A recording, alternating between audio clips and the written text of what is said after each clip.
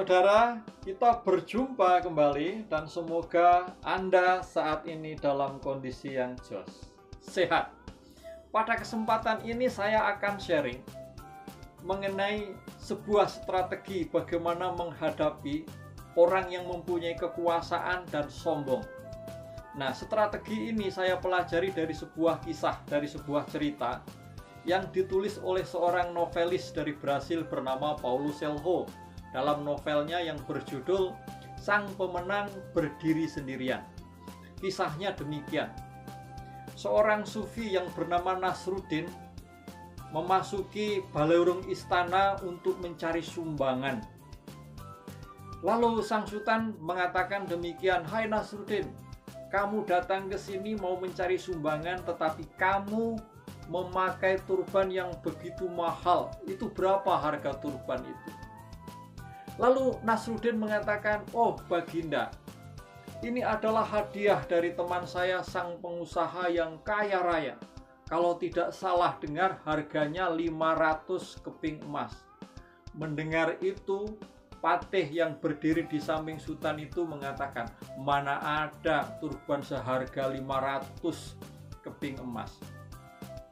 Lalu Nasruddin mengatakan, "Baginda, saya datang ke sini bukan hanya untuk mencari sumbangan, tetapi saya mau berbisnis dengan sultan. Hanya seorang sultan sejati, sultan yang baik hati, yang mampu membayar turban ini seharga 600 keping emas, dan sisanya akan saya sumbangkan kepada orang miskin." Dan mendengar itu, saudara, sultan langsung membayar 600 keping emas. Nah, setelah si Nasruddin meninggalkan istana, di depan pintu istana dia mengatakan kepada patih, "Hai patih, mungkin kamu tahu harga turban itu, tetapi saya tahu bagaimana menyentuh hati Baginda yang berkuasa dan sombong itu." Saudara, dari kisah Nasruddin kita bisa belajar sebuah strategi bagaimana menyentuh hati orang yang berkuasa sekaligus sombong, yaitu dengan menggunakan apa? Dengan menggunakan pujian, menyanjung, mengangkat tinggi-tinggi sekaligus merendahkan hati, merendahkan diri kita. Semua orang senang dipuji, walaupun ingat, walaupun tidak mencari pujian, semua orang dipuji. Dan kekuatan akan pujian sekaligus bercampur dengan kerendahan hati membuat Nasruddin bisa menggunakan cara yang tepat kepada orang yang tepat pada saat yang tepat.